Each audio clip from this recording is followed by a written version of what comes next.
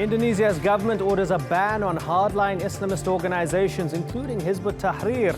The government says it's to ease tensions, but right groups say the president is attacking free speech.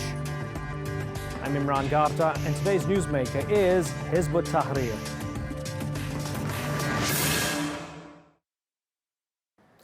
Indonesian President Joko Widodo says political groups like Hizbut Tahrir should not operate in his country. Not because its members committed treason or an act of violence or broke any law of any kind. Instead, Widodo says Hizbut Tahrir's vision of an Islamic caliphate threatens Indonesian unity. Well, Human Rights Watch says that's not Widodo's call to make, and that he should respect freedom of speech, no matter the ideological perspective. At the same time, Indonesia does face what some would consider a culture war, with the religious right and secularist minority at odds with each other. Their dispute came to a head in May when blasphemy charges jailed Jakarta's former Christian governor. But if the government's aim is national unity, is there a solution that doesn't trample on civil rights? We'll try to answer that question in a moment, but first, Natalie Pohonen has this report.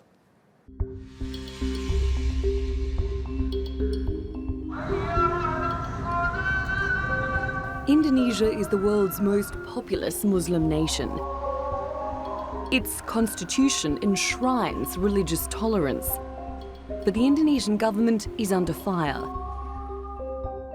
After the president, Joko Widodo, issued a decree to allow authorities to ban groups, including religious ones, which pose a threat to the state's secular ideology of Pancasila.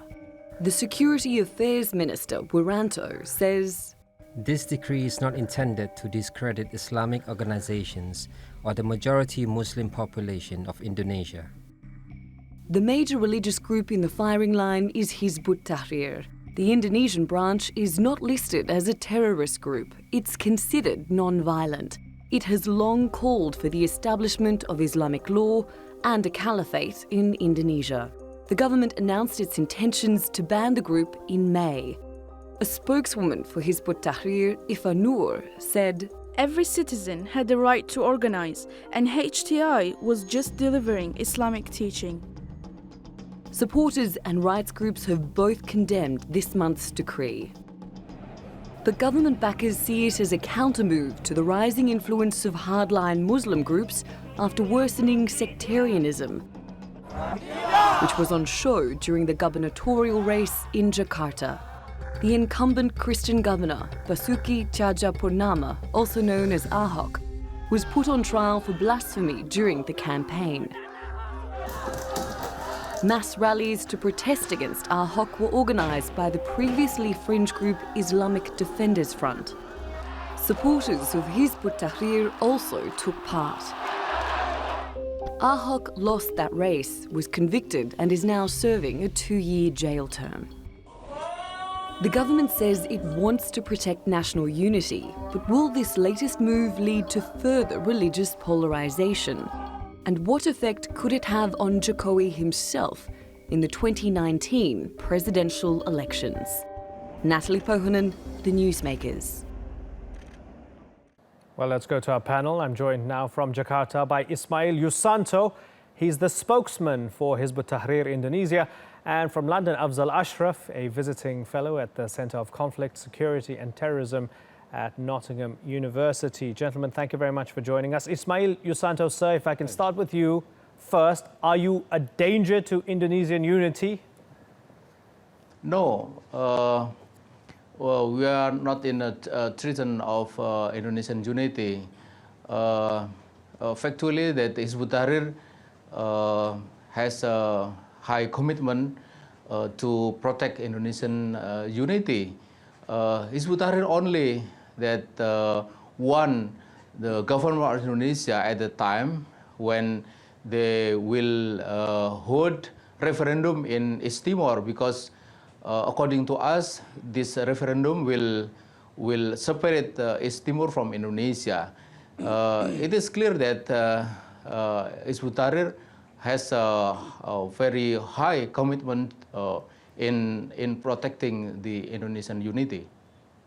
Mr. Yusanto, do you accept Indonesia as a living, breathing democracy made up mainly of Muslims, run mainly by Muslims, but one that has a secular constitution, which has freedom of religion for Muslims, for Christians, for Hindus, and for anybody of any faith. Do you accept those rules of the game?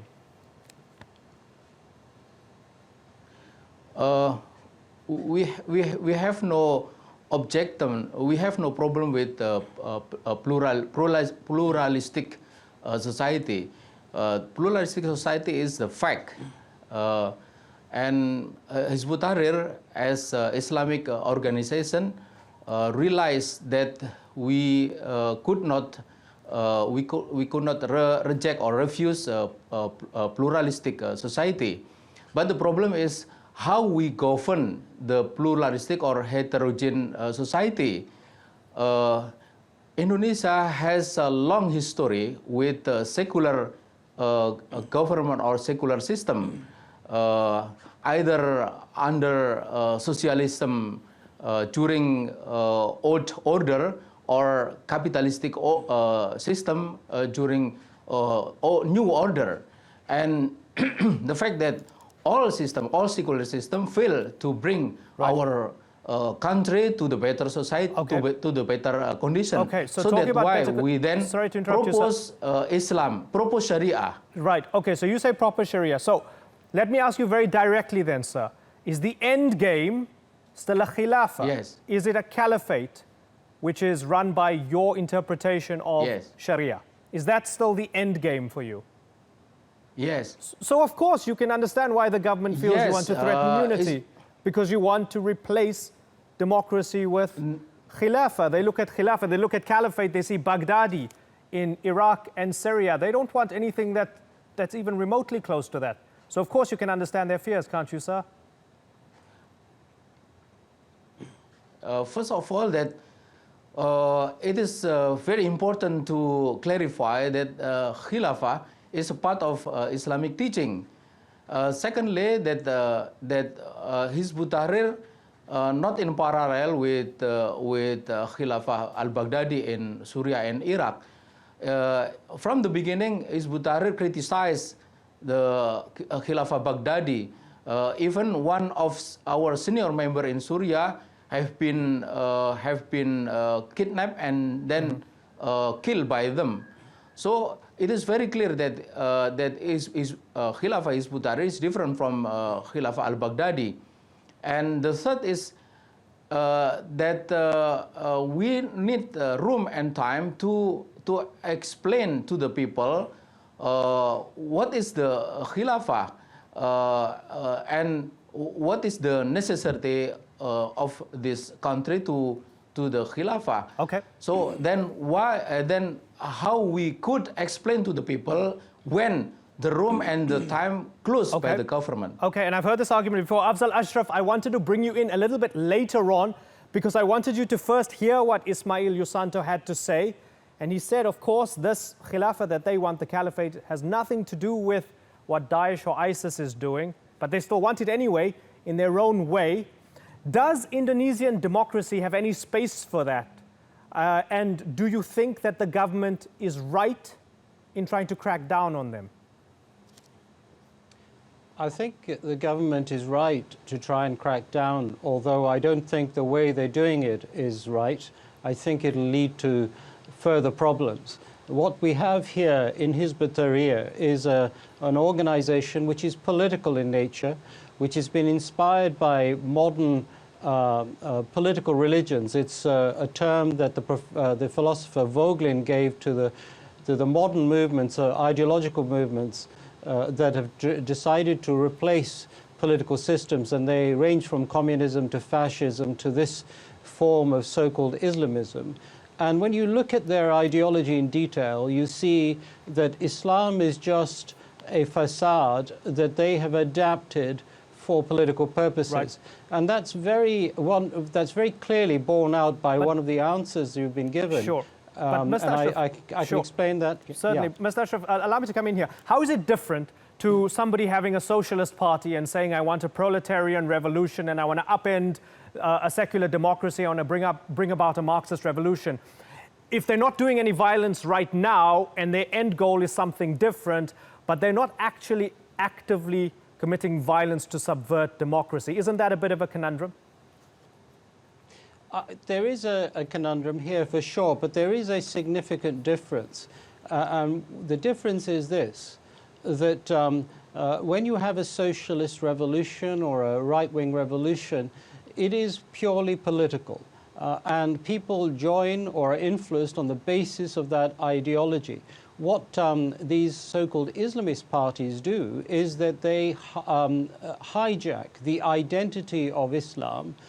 Most people obviously have faith in that religion, and many of them don't understand the details of their religion. And groups like Hizbut Tahrir are very good at mobilizing falsely people to commit violence, although they say they don't, but inevitably they do end up, some of their followers doing that. Okay, also, so let's ask Ismail.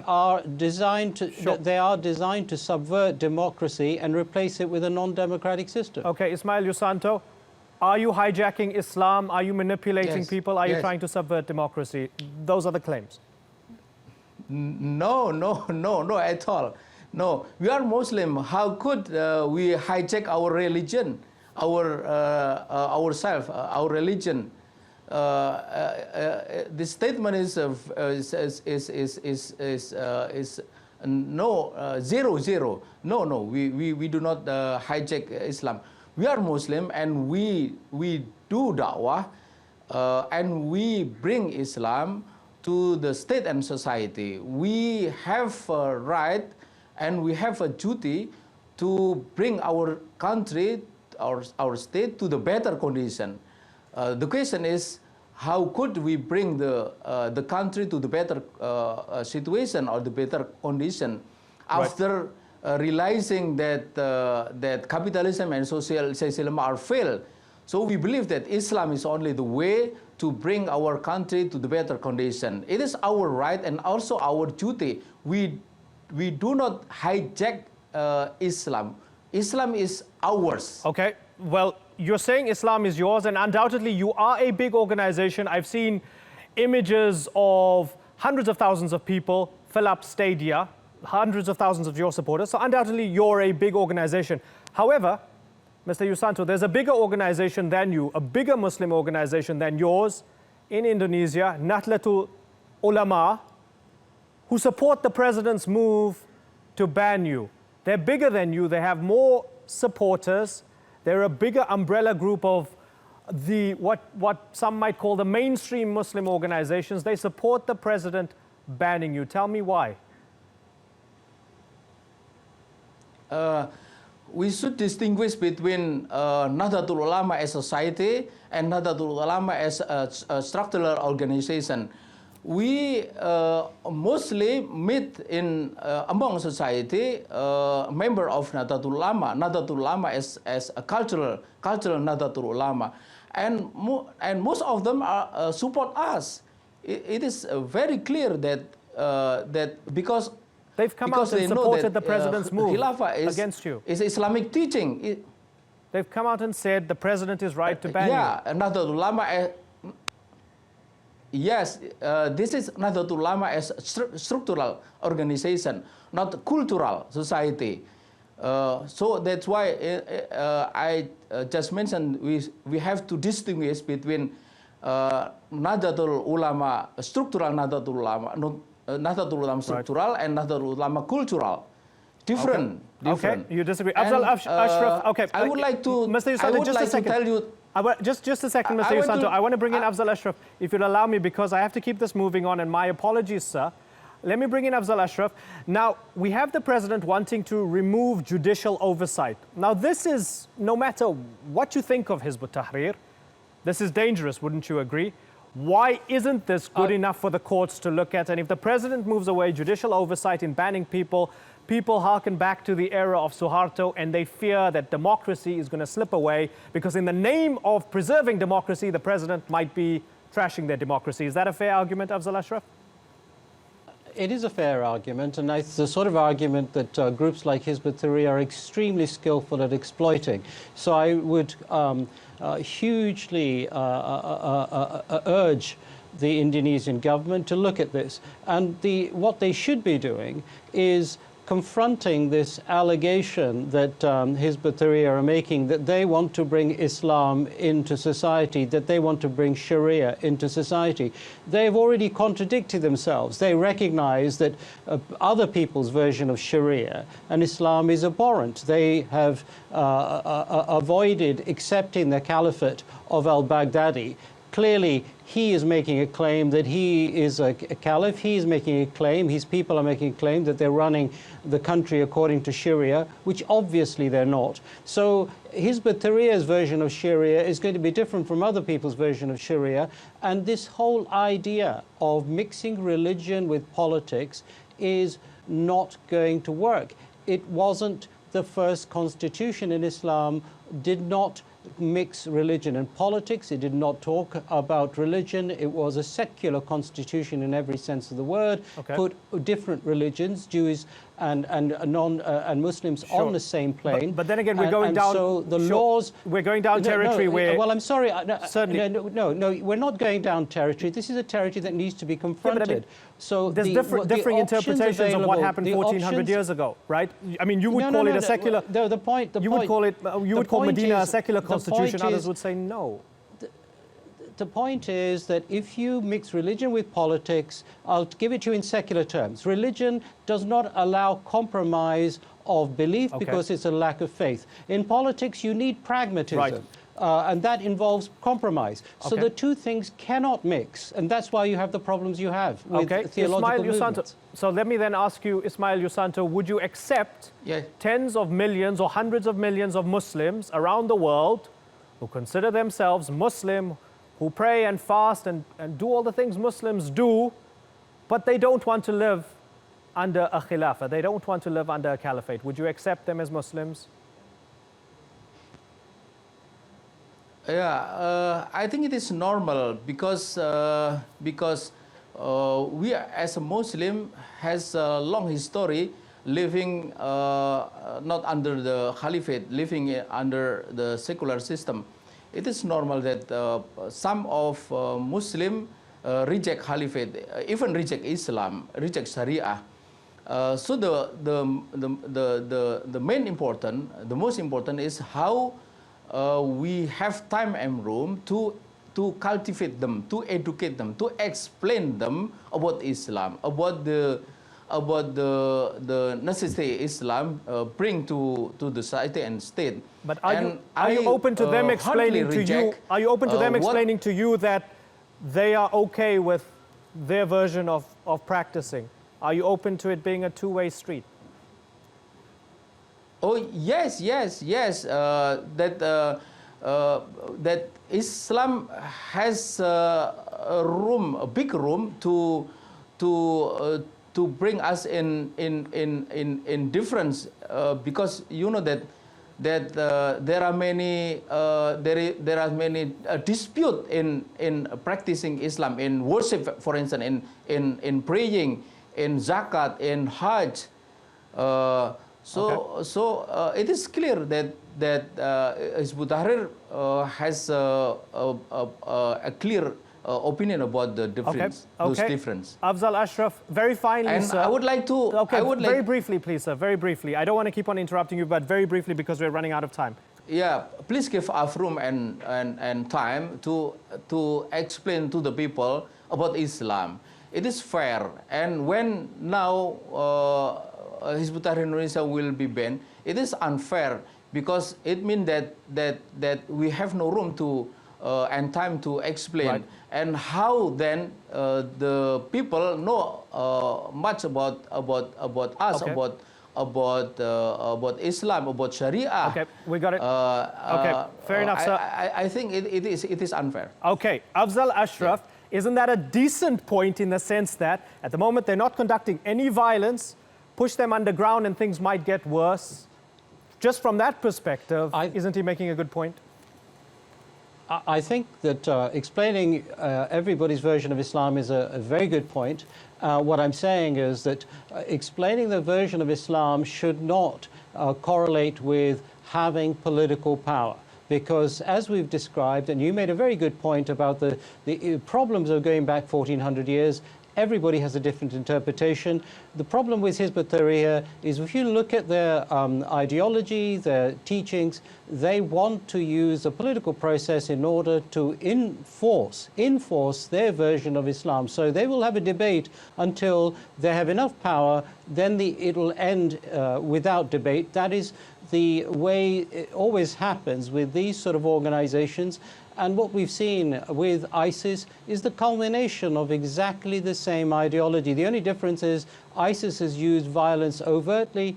These people are saying we won't use violence until we have the power to use violence to enforce a pan-Islamic state. So I think from that point of view, they are a great danger, but they can peacefully discuss anything as far as religion is concerned, as long as they keep it out of politics. Okay, I appreciate you both taking the time, and my apologies for interrupting you. I had to keep on moving it on. Ismail Yusanto and Afzal Ashraf, thank you very much for joining us.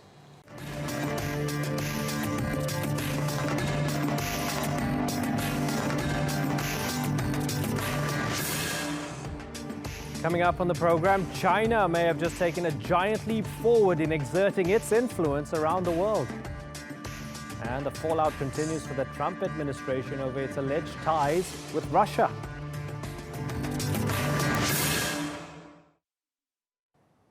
Throughout history, Chinese emperors found strength in a simple military tactic. When attackers come, open your doors and swallow them up. That isolationist policy has worked for centuries, going back to the Great Wall of China. But all that changed last week when Beijing opened its first ever foreign military base in the African nation of Djibouti, just 30 kilometers from war-torn Yemen and near the naval trade passages of the Mandeb Strait and the Suez-Aden Canal. Could this be the start of a new world order? And if so, what does it mean for the United States, which has more foreign bases than all other countries combined? To start this conversation off, Yvette McCullough has this report.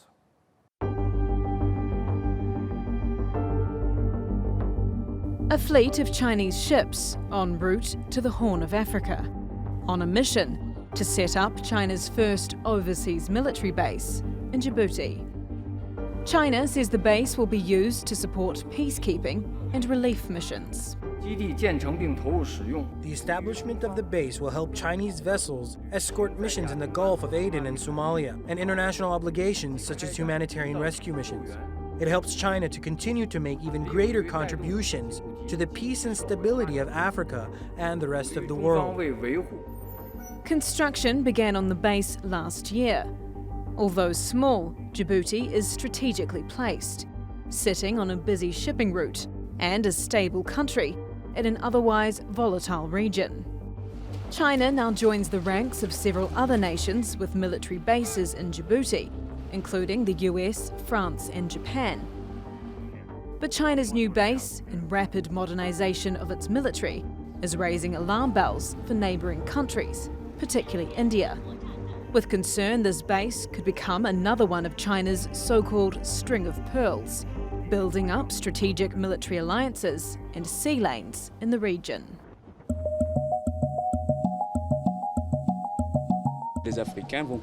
Africans will continue to strengthen this partnership with China, perhaps to the detriment of other countries. And this lack of balance is not the Africans' fault.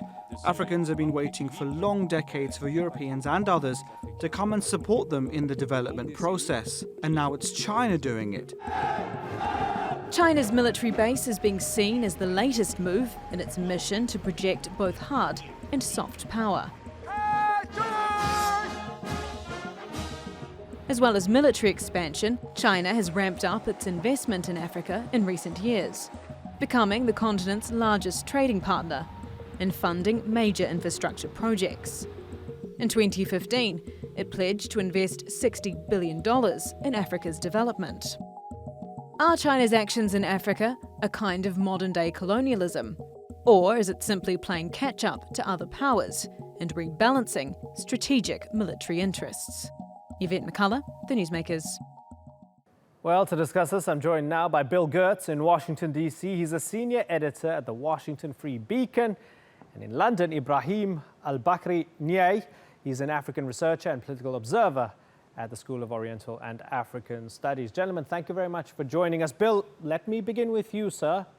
Is this a game changer, this Chinese move? Yes, I think it is. I think that basically this is a growing Chinese military power projection. This is the first Chinese overseas military base. Beijing doesn't want to recognize that. They call it a support base for their regional activities. But clearly, China wants to project military power, and they're developing military forces to be able to do that, especially naval forces, including the development of new submarines and new ballistic missile nuclear submarines. So I see this base as a threat. Ibrahim, is this the beginning of China switching on military empire mode?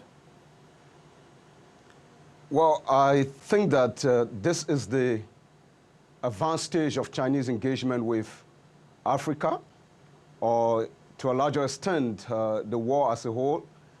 And this phase of Chinese engagement is really motivated by the extent to which China had advanced in Africa in terms of trade, cultural diplomacy, and infrastructural diplomacy.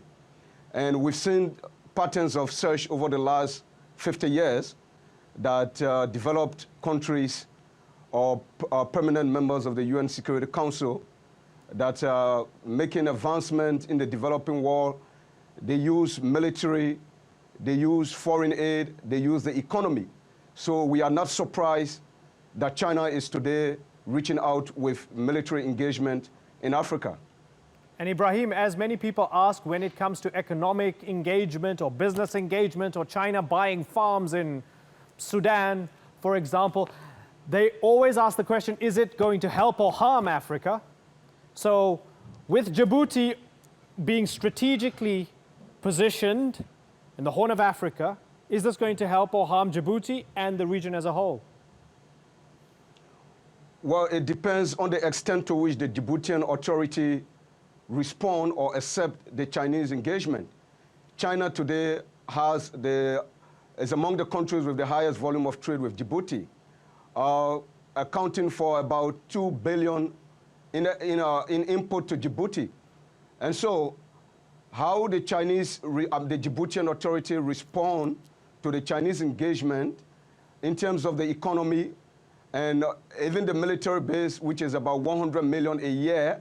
So the Djiboutian economy or the Djiboutian authorities largely see this in terms of economic development, in terms of access to more revenues. But the implications for future peace and stability is yet unknown. And so we have to observe this pattern. Right. So if there's actually a threat, I think the threat should be more considered in the context of Africa. How does the U.S. base in Djibouti and how does the Chinese base in Djibouti respond to threats in the African continent? So we should look at the threat that all of the bases, the three permanent members of the Security Council, U.S., France, and now China, that are establishing military bases in Africa, we should look at the threat it poses to peace and stability in Africa, but Ibrahim, rather than seeing what threats. Certainly, Yeah. if they can come together and help defeat, for example, Al-Shabaab in the Horn of Africa, wouldn't that be a good thing? Well, yes, of course, Somalia, with the entire African continent, want peace in Somalia. We want peace in the entire Horn of African region. We want the end to piracy. Piracy has significantly affected the marine trade.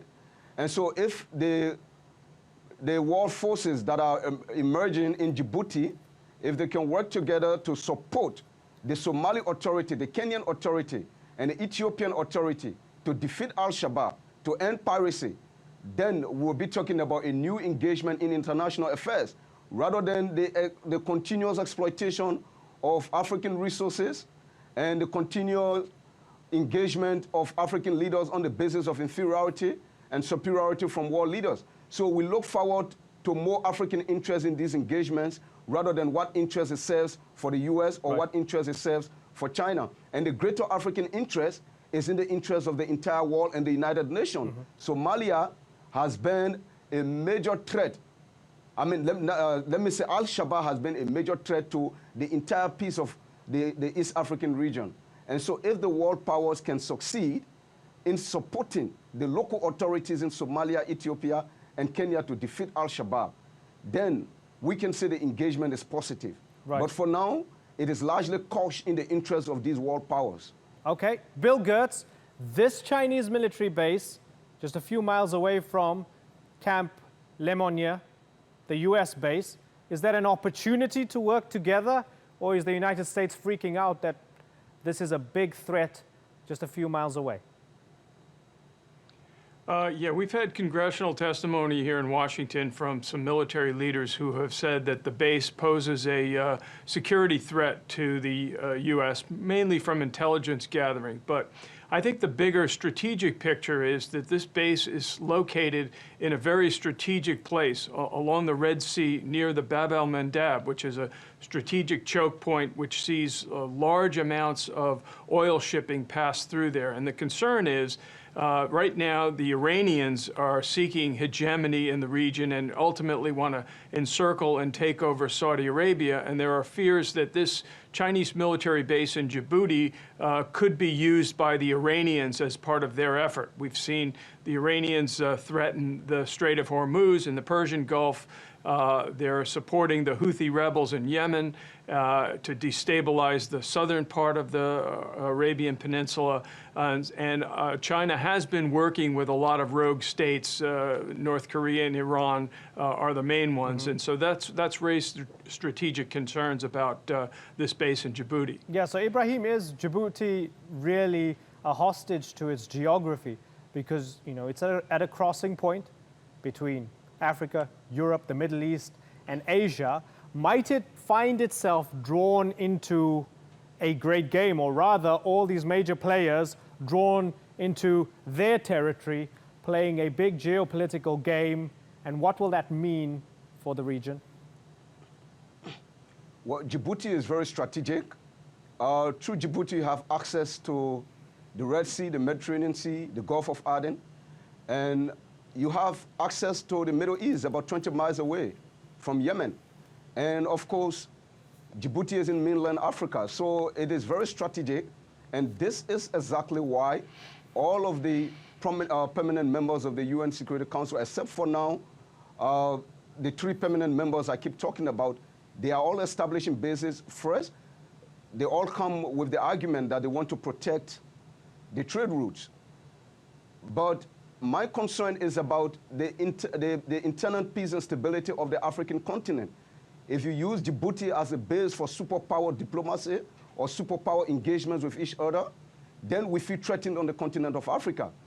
We've seen a multiplicity of foreign bases established in the Sahel over the last 5 years. And there is still no progress in containing insurgent militant organizations.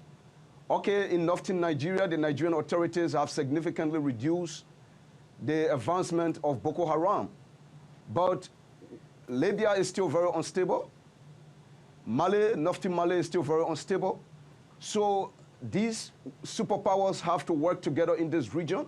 If they have interest, I mean, they are interested in the greater peace and stability of the African continent. And it's not about who is supporting which superpower in Yemen or in Saudi Arabia. So no one has the moral authority now to question the engagement of others. We in Africa, African activists are concerned about the greater implication for stability in case these superpowers on the continent clash. That is going to have significant repercussion for us in Africa. Okay, Bill, what is the likelihood of the US and China clashing in Africa, given that the Chinese just built that base very close to the US base? Yeah, I don't see any problem there. The successive U.S. administrations here have sought to engage the Chinese military in a bid to build trust. That said, there is a lot of competition between the United States and China in the military sphere, and that's always a concern. The concern is that there could be some type of miscalculation. I'm sure that there's going to be mutual spying going on between those two bases in Djibouti. But I think overall, in terms of the African continent should welcome the U.S. presence. A lot of people seem to forget that China is a nuclear-armed communist dictatorship and that is challenging the international model, the U.S.-led international model, which is seeking to promote democracy and freedom and free markets. So I think there could be a clash of ideas more than any type of a military confrontation. That's interesting because, you know, Ibrahim, this has been discussed for a long, long time. Many African leaders saying they much prefer the Chinese because there's usually no strings attached when they usually do business with them and so on, right? But doesn't Bill make a good point? China is a communist dictatorship and perhaps there's something far more nefarious that you're getting involved with when you're doing business with the Chinese, whereas with the US, they set certain preconditions. Well, I don't know what benchmark Bill is using to define China as a communist dictatorship. And the regimes in Africa have been concerned more about those who engage them practically to survive. And I think over the last 50 years, during the Cold War and even after the Cold War, the US has engaged and supported regimes that do not necessarily support liberal democracy, but regimes that to a greater extent support US interests have been supported. So we think the only authority that can judge the moral activities of others is the United Nations. And if China is pursuing its own interests in Africa and the US is doing the same, it is left with the African authorities, considering the genuine interests of their citizens, to engage at any level with any of the superpowers. Right. Yes, the US have been engaged with Africa for hundreds of years. We understand this. The Chinese are just coming, and they've been very aggressive in their approach. When I say aggressive, I want to say that they've been very practical and moving with a force that is, I mean, everyone is surprised by the Chinese engagement. Now, so many countries in Africa have China as their major source of input. We're talking about Djibouti. The major imports of Djibouti is coming from China. All of the countries in that region of East Africa, Kenya, Somalia, Ethiopia, they all have major trade with China. Right. And China is accounting for the highest percent of trade that is coming to this country. Okay, let me ask it is Bill, based on these calculations. Right, these are good points. Let me ask Bill. Bill, has the US maybe been asleep at the wheel because China's been doing the work on the ground? And Ibrahim makes a good point, doesn't he? The United States says some nice stuff, but over the years, it also has a horrible track record. General Mobutu was no friend of democracy, but supported by the United States. I mean, I guess to many Africans, they're all ugly imperialists, but who's going to help us the most? Isn't that a decent point, Bill? Yeah, you know, it's been decades since the end of the Cold War when the strategic competition caused the U.S. to support some unsavory regimes. But I think overall the trend should be that the U.S. should do more to help promote democracy. In terms of the Chinese, their level of corruption is very real. They're buying up entire countries in Africa, and they're also taking a very mercantilist approach to the entire situation, basically trying to deplete the country of its resources without really helping to build up the country as is needed. So yeah, I think a lot more has to be done to help the continent. Hopefully, we will see the Chinese do that, but I'm not optimistic that under the current Chinese system that we will see a kind of selfless investment in the area. Again, they're looking for Chinese interests, primarily strategic interests. It's the Djibouti base is going to be used for power projection, perhaps even military warship visits, perhaps even nuclear submarine visits in the future. Yeah, and Bill, as we sort of look at the big picture, before I ride this conversation out, do you believe that the Chinese are now activating, you know, sort of one click forward towards empire building because they were quiet for a while on the political and military front in terms of foreign policy. Is this the beginning of China building an empire, Bill? Absolutely. I think the Chinese are on the rise, and again, people should be concerned about this, again, because this is not a democratic system. This is not something that's going to promote freedom and stability. It's not something that's going to promote free markets and prosperity. That's my view. Okay. Get the best deal you can and pay attention while you're doing so, I guess. Bill Gertz and Ibrahim Al-Bakri Nyai, it's been a pleasure talking to both of you. Thank you very much.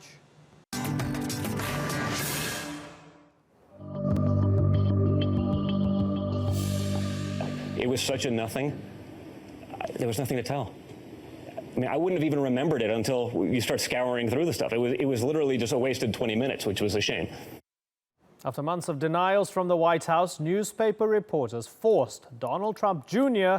to release emails proving that he met with this Russian lawyer, Natalia Veselnitskaya, to dig up dirt on then presidential candidate Hillary Clinton. It sparked immediate questions over the weekend of perjury or even treason. And the fallout continues. The U.S. Secret Service caused further embarrassment when it refuted suggestions by the younger Trump that it vetted the meeting. Democrats smell blood, and they're circling the waters alongside special prosecutors. Well, joining me now from Washington, D.C. is William Courtney. He's a former White House advisor on Russian affairs. He also participated in a number of negotiations between the U.S. and Russia that focused on issues of security. And he's a former ambassador to the former Soviet republics of Kazakhstan and Georgia. Sir, thank you very much for joining us. I'm not going to ask you what all the U.S. networks were focusing on. They've been talking about the word collusion. You're not a lawyer. I'm not a lawyer. Let's park that aside, because I'm far more interested in the politics. Did what Donald Trump Jr. did, what he did, wrong? Let's look at it from the Russian perspective. Russia clearly saw that Donald Trump was favorable toward Vladimir Putin during the presidential campaign.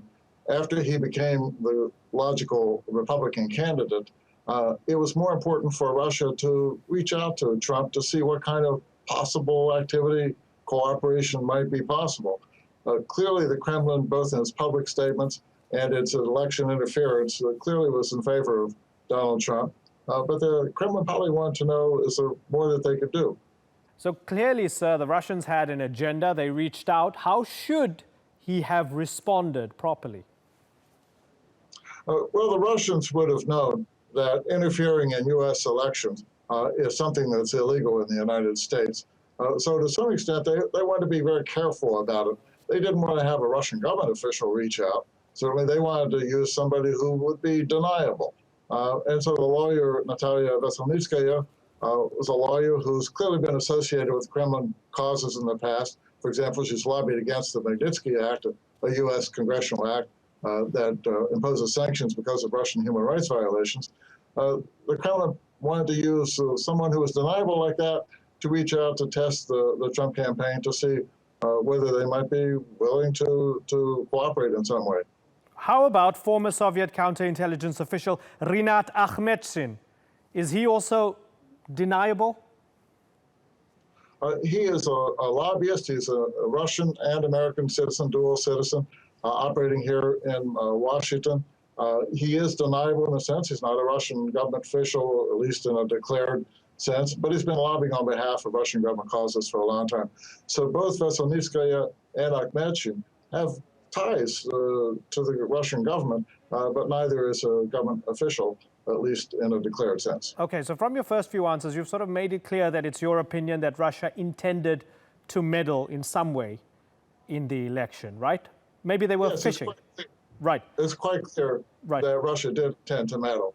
As we know, there was election interference, a subsequent release of emails that had been hacked by Russian intelligence, released through WikiLeaks. And of course, Russian government public statements have been fairly positive toward Trump and quite negative toward Hillary Clinton. President Vladimir Putin in 2012 claimed that then Secretary of State Clinton sent a signal to anti-government demonstrators in Moscow. So clearly the Kremlin was trying to favor Donald Trump. Yeah, so at the moment, the Trump administration seems to be, well, initially there was just sort of they were denying everything, and now they're saying they're playing dumb, right? Now, do you believe that there was naivety or there was clear foreknowledge of the implications of what they were getting into when they were having these meetings with the Russians? It's hard to know specifically what may have been the attitude of Donald Trump Jr., for example. Paul Manafort was in the meeting, though. He's an experienced campaign official in Washington, so he would have known what the laws were.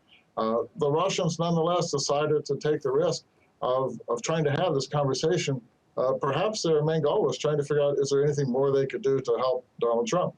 Do you believe that this is big enough to bring down the presidency?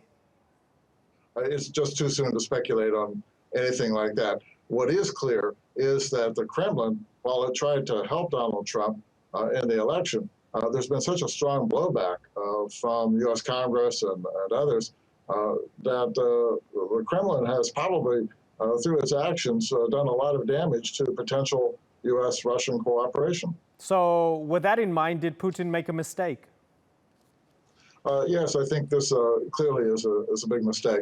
There's a big difference, for example, between interfering in the French elections, where Marine Le Pen actively courted Vladimir Putin's support, whereas in the United States, there's much greater suspicion of Kremlin activities over here. So traditionally in the past, even in the Soviet period, they were a little bit more reluctant to try to interfere in U.S. elections.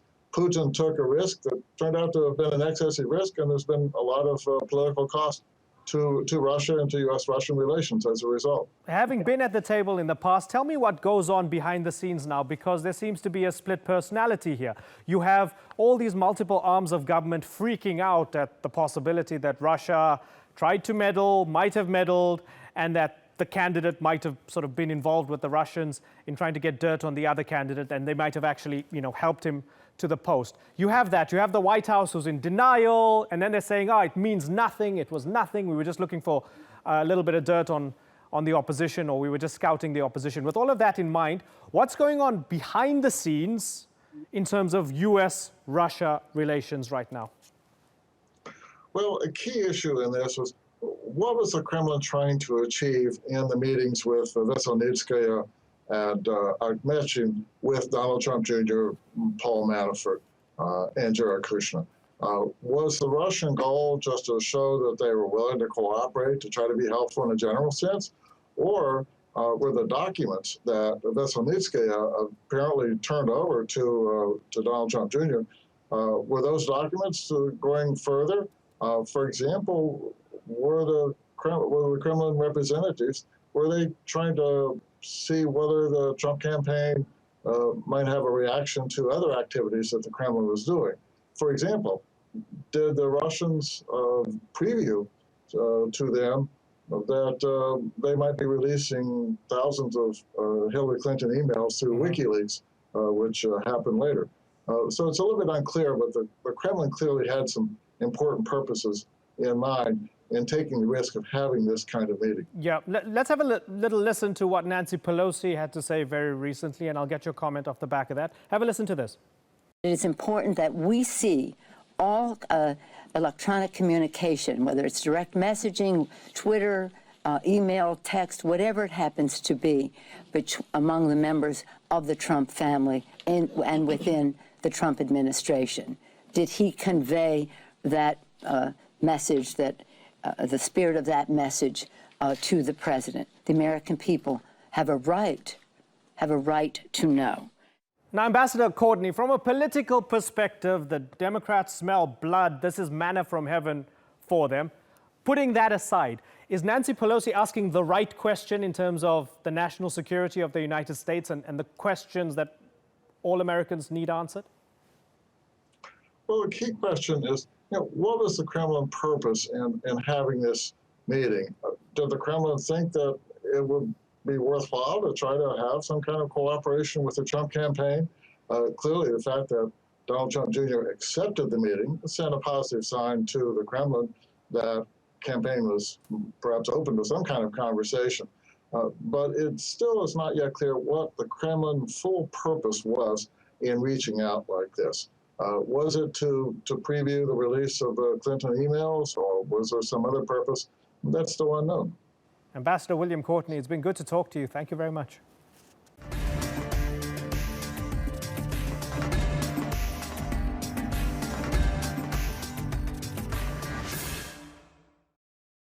It's time to go off script.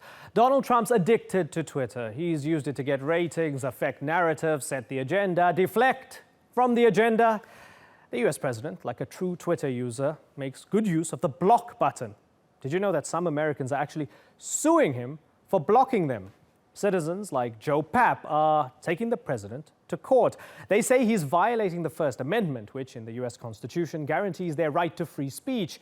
And the plaintiffs argue he's denying them the access to engage, which is afforded to other citizens, and that it's now harder to see Trump's tweets. I'm surprised nobody's trying to sue him because it's getting harder to avoid seeing his tweets. But look, at what point does what we do on social become indistinguishable from what we do off social?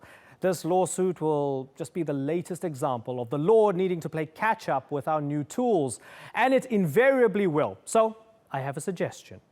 I think we need more of this. President Trump, if you're watching, please block whoever you want to. I want world leaders to spend more time on social, not less. In fact, could you actually consider the deed done if it's only done on social? Bashar al-Assad, could you mute instead of massacre? Netanyahu and Sisi, block as many Gazans as you want to, but don't blockade them. Saudi and GCC leaders, how about just unfriending Qatar on Facebook and kicking them out of the WhatsApp group? It worked with my auntie. I promise it will make you feel much, much better. Robert Mugabe, have you tried Farmville? King Salman, how about just candy crushing the Houthis? What do you think of my idea? Just don't tweet anything bad at me, I'll probably block you. That's all for this edition of the Newsmakers with me, Imran Gupta. Next time we debate Haiti's decision to form its own army after 20 years. Is it ready for the UN to leave? Until then, thanks for watching. Bye-bye.